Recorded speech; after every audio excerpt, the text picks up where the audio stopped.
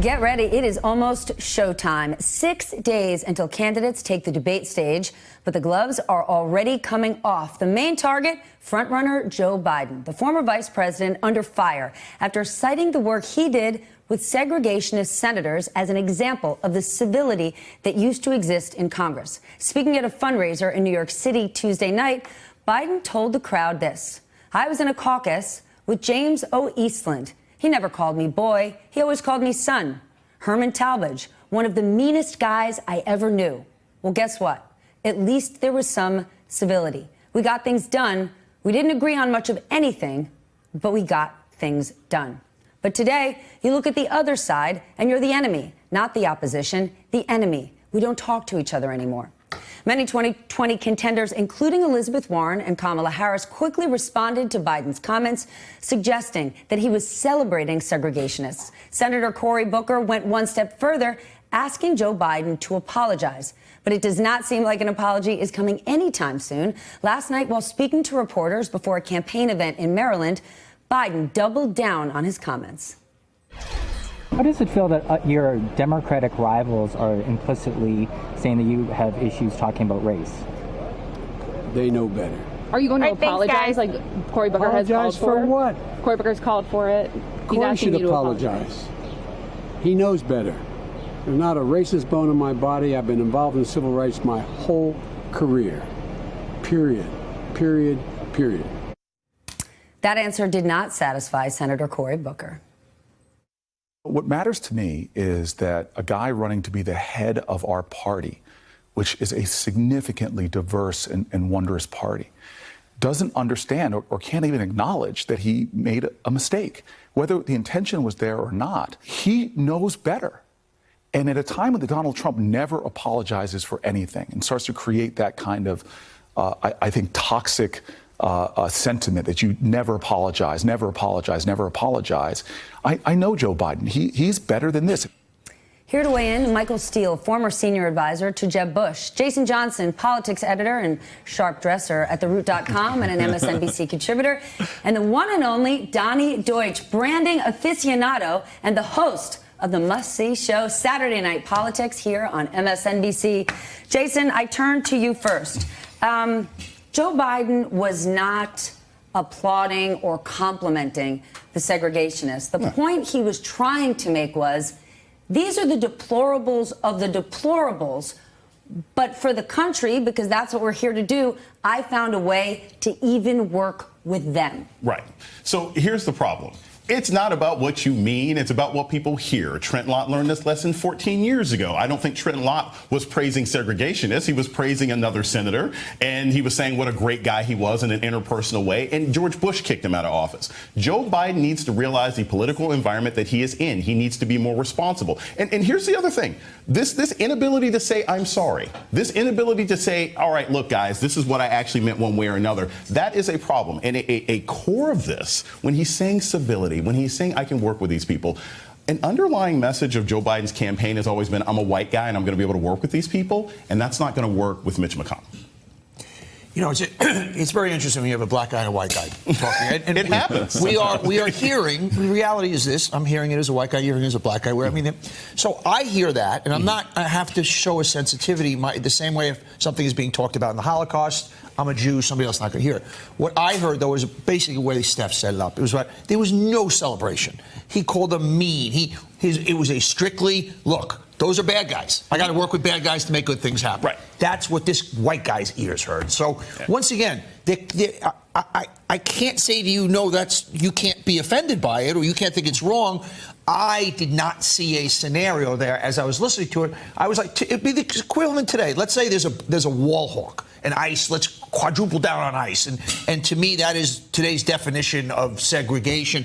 Would I not sit down with him? No. I would try and beat him or her to a game and fix the problem. Here's the thing. As a black guy who lives in this country... Isn't it great we could say white guy, black guy? as a black guy who lives in this country, I hear what white people hear, too, because I have to. Yeah. I understand what you're saying. I don't disagree with you. I'm talking about it from a strategic standpoint. Okay. I know what Joe Biden meant, but he's got to recognize he's got 20 people who are gunning for him. And he keeps giving them ammunition to shoot him down whenever he says something like this. Between where politicians, I think the average American, black, white, green, purple, can hear that and understand what he was saying. The average American is not paying any attention. The average American That's a good hears that point. Joe Biden made another gaffe about race and refused to say he's sorry. That's how this is trickling down 6 days before a debate where he's going to be on stage with Senator Harris. And he's going to have to explain Let me flip this. it one more time.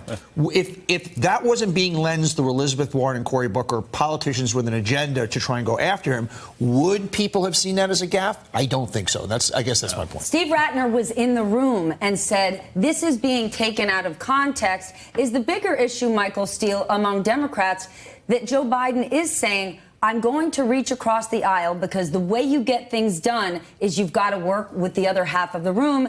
And there's an enormous part of the Democratic Party who's saying, no, this is the time of the resistance. We ain't getting played by Mitch McConnell again. Well, I think the problem is not that it makes him seem like a segregationist or that it's seen through a prism of race. The problem is it makes him seem old. I'm all for working together. I'm all for reaching across the aisle. But bragging about working with the Dixiecrats is like bragging about working with the Whigs. I expected him to end that avail by telling the reporters to get off his lawn. This makes him seem like a man out of time in a party that is trending more and more towards youth and energy and a more inclusive, multicultural society. What is out of time with saying I need to work with the other side to fix a problem? Why is that out of step? Do we have to live in the Donald Trump world that he is setting up that says we cannot, we have to stay divided? And so to me, and I come in as a business guy, and Steph, you come from that world also.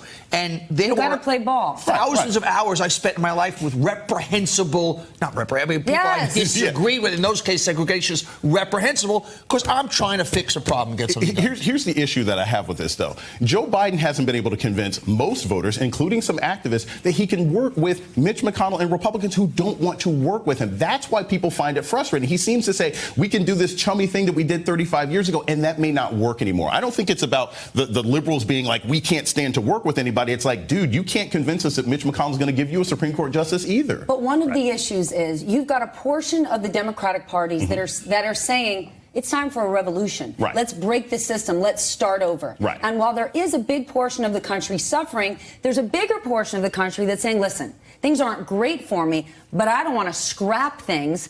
And if the Democratic Party goes very far left, they miss the opportunity to get those voters in the middle who say, hold on, I don't want to start over. I can't think of any of the top 5 Democrats who are actually real liberals. I mean, like, Pete Buttigieg is about as central as you can get. Senator Harris is about as centrist as you can get. The only far liberal that you've got running is Bernie Sanders, and he's cratering. So Elizabeth Warren also, I would put very high. Even Warren, I don't think she's as far left as Bernie Sanders. So the fear of this overtake by a bunch of AOC clones, I just don't think that's happening. And I don't think Joe Biden is smart to say that I'm the resistance against that. But you're talking about the real world and real policy. And I turn to you, Michael Steele. You have millions of people every night who tune into Fox News. And while the majority of candidates might be somewhat centrist and don't have far left opinions, Fox News would tell you they do. Fox News would tell you, and the president, that every Democrat running is a left-wing loon who wants to take away all of your rights as a citizen and give them to someone from another country. So while Jason might be right in fact, people hear what they want to hear. Sure, and I think arguing that Elizabeth Warren isn't on the left is not going to be a winning argument for these centrist voters. Look, Donald Trump has a very hard ceiling in his support. He gets about 45% tops. The only way he wins this election is to convince the American people that the Democratic candidate is unacceptable, too far to the left, a radical socialist. And that's what he's going to do every day from now until Election Day. And I want people to work across the aisle. I think we need to get back to that. We need to get back to bipartisanship. We need to get back to working together to get things done. I just don't think citing examples of working with Dixiecrats in the 1970s is the kind of argument that is going to convince people you're the right candidate to do that. All right, so that is the advice Michael Steele is giving to Joe Biden ahead of the debate. Donnie, I didn't invite you here for your fashion sense. I brought you here because you are the marketing and I mean, it's obviously Jason. You compliment the guy with the orange shirt and the blue checkered tie. And I'll believe that. I mean, this was like a pretty good. You are here. My favorite segment of your show on Saturday nights is debate prep. Thank you. Let's say you are in the war room with a number of these candidates. 6 days to go. I want to tick through. What do you tell them to do to stand out? Let's start with Tim Ryan. Tim Ryan, is interesting.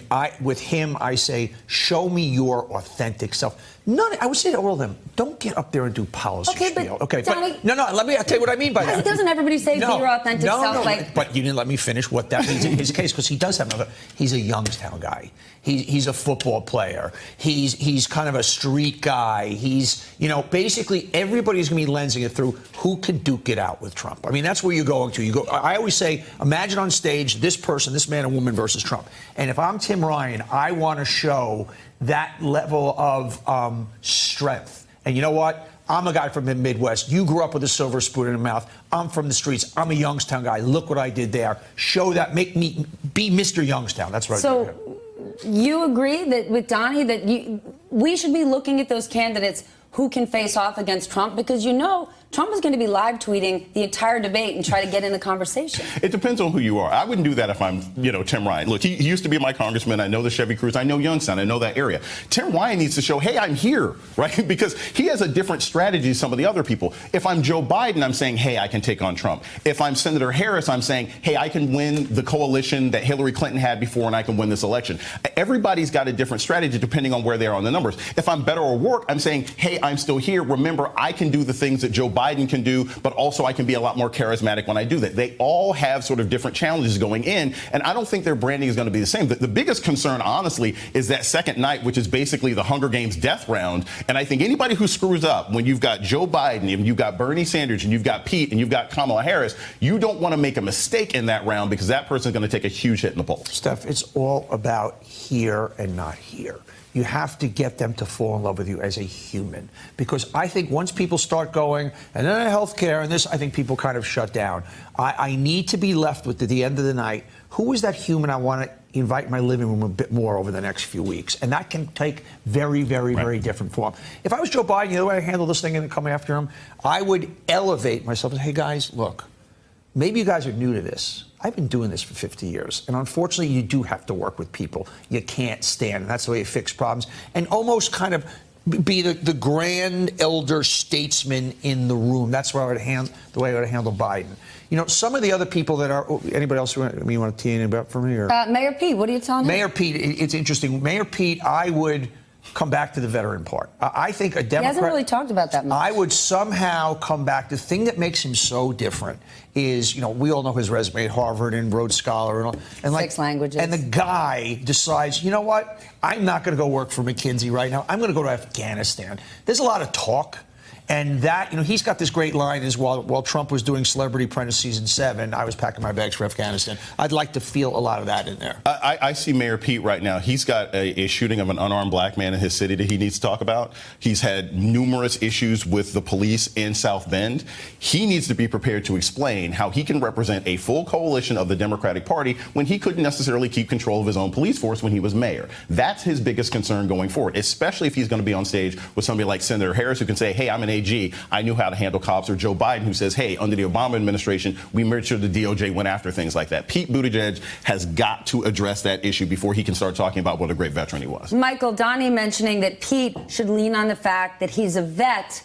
What about those who didn't make the stage? Is it game over for them? Seth Moulton not going to be there. Does he have a chance come a week and a half from now after we're digesting the outcome of the debates? Probably not. I mean, lacking that kind of primetime exposure, I think Governor Bullock may have a chance to fight his way onto the debate in the next stage. But remember, it gets harder at every stage of the game, right? You have to survive in advance, and it's very hard to get back on that stage if you're not there. I think that the veteran card is exactly the right thing for Mayor Pete to play. I think that Donnie Deutsch was exactly right about Tim Ryan. I think all of these guys in this first debate have to tell a positive story about themselves, what they bring to the fight against Trump, what they bring to this campaign.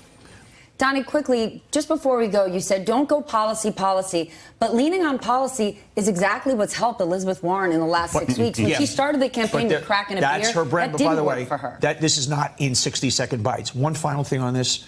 If any of the moderators or the DNC incorporates Trump tweets, shame on you. Do not let him produce this event. It will show a weakness. I mean, if you let him into this event, you are fools and you're showing your weakness. Hey there, I'm Chris Hayes from MSNBC. Thanks for watching MSNBC on YouTube. If you want to keep up to date with the videos we're putting out, you can click subscribe just below me or click over on this list to see lots of other great videos.